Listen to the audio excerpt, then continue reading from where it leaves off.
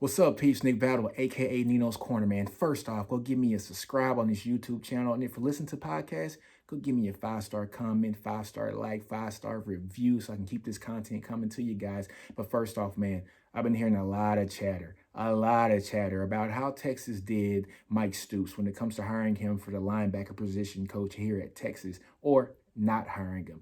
Allegedly, Mike Stoops was offered the job by Coach Sark to coach linebackers here at Texas. Now, seems like some of the donors and, like maybe the AD might have came in and basically said that Stoops is a no-go here at Texas. Let's find somebody else. I don't have a problem with this, guys. Anybody understands. If you went to Texas or you're a fan of college football, you know the Texas OU rivalry is one of the biggest rivalries in college football history. It basically rivals up there with Alabama, Auburn, Ohio State, Michigan. It's one of those rivalries. And the Stoops name is bad blood here in Texas. A lot of the fans were in uproar when they heard about Stoops even possibly coming here. It's almost like if Urban Meyer had sons or brothers that coached with him, them are going to go coach at Michigan. Or if Nick Saban had a son or a brother who coached with him, how would it look if he went to go coach at Auburn after Saban? It's just not a good look, especially with the bad blood in these programs. And not bad blood in the sense that they hate each other. It's just a rivalry. It's one of the biggest rivalries. Anybody knows anything when it comes to the Texas OU rivalry. Mike Stoops did a lot of underhanded, negative recruiting when it came to Texas, basically telling kids, like even in an 01 to 02, 3 time frame when we were rocking and getting 10 wins a season, that, hey, if you're going to Texas, you don't like football or you don't want to be successful in football. There's a lot of that kind of stuff going on. So I really don't have a problem with this going on. But, even if Texas hired Mike Stoops as the linebacker coach, you have to look at his past and see what has he done lately in the past 10, 15 years when it comes to defense that would warrant him becoming the linebacker coach here at the University of Texas. So the main reason why I think he didn't get this job, not just because he's a Stoops, that was a big reason also, but a big reason also was his defensive stat numbers and the points per game, portion of the game. Just from that standpoint alone, was not the greatest over, I don't know, his past 20 years or so. He had some great seasons early on at Oklahoma. You cannot deny that. And I got the stats pulled up here for you guys. So when he became the DC at OU in 1919, 1999, not 1919, 1999. His defense ranked 20 out of 114. In 2000, 5 out of 116. 01, 2 out of 117, 02, 6 out of 117, 03, 5 out of 117. You're talking about some great numbers for a defensive coordinator. Those numbers actually spawned him to go be the head coach at Arizona. Now, he's a defensive-minded guy, right? Played the strong safety at Iowa, so he knows defenses. But he goes to Arizona and has some horrible seasons when it comes to defense. And so let's just run through it. 04, he's the head coach there.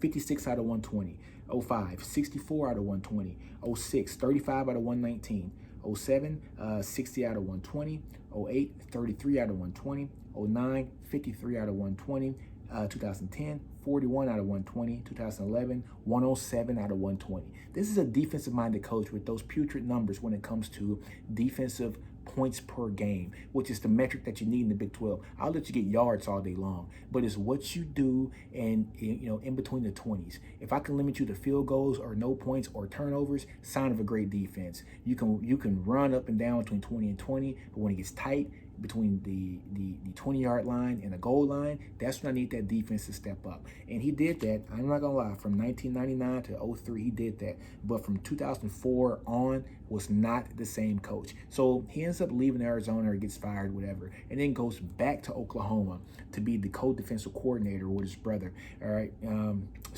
He goes back to work for his brother to be the co-defensive coordinator at OU. So let's just look at his numbers at OU during his second stint. 2012, 51 out of 124. 2013, 23 out of 125. Good year for defense for him. 2014, 56 out of 128. 2015, 29 out of 128. Good year for him. But then it gets putrid again. 2016, 69 out of 128. 2017, 68 out of 130. And 2018, they were 101 out of 130 when it comes to defense points per game for a defense in the Big 12. You can't let that happen. That averaged out, guys, to a 57 out of 128. Basically, he was a middle-of-the-road defensive coordinator at a blue blood program. Can't happen. So when Bob Stoops finally retires, Mike Stoops stays on as a defensive coordinator with the new coach, Lincoln Riley. All right, so he did that for a couple of years. Those last 2 years, especially that 101 out of 130, he's out of there.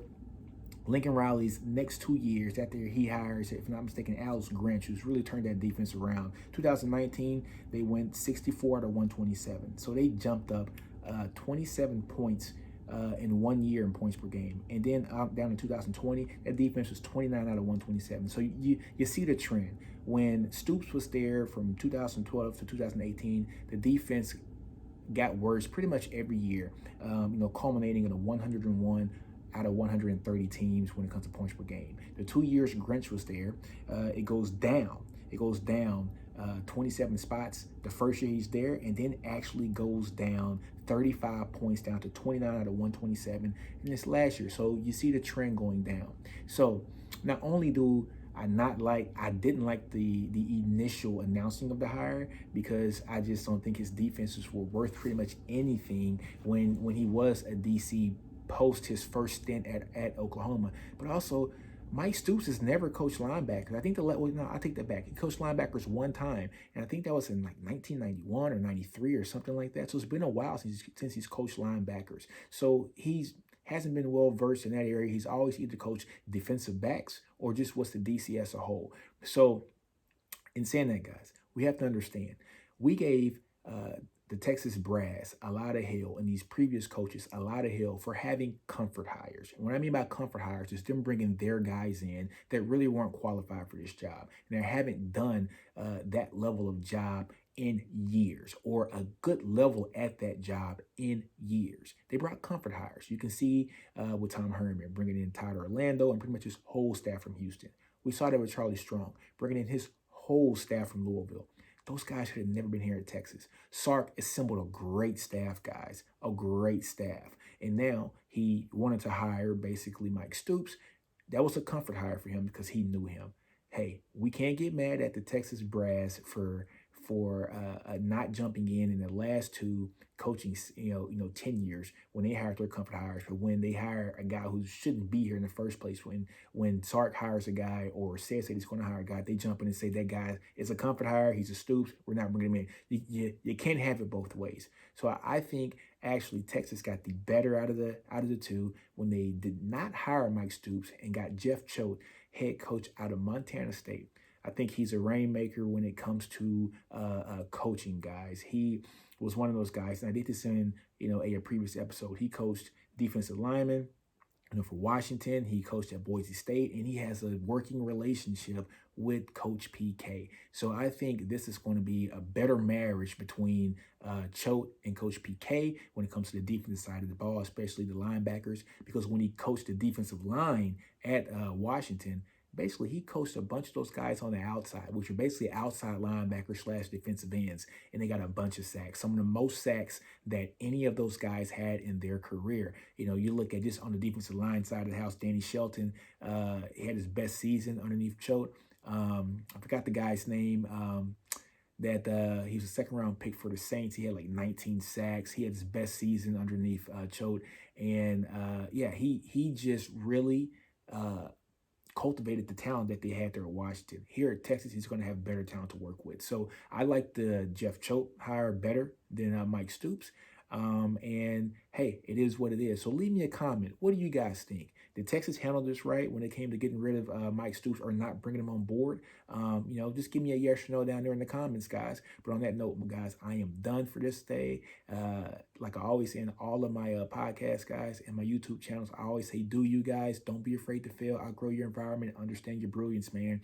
Nino's Corner, I am out.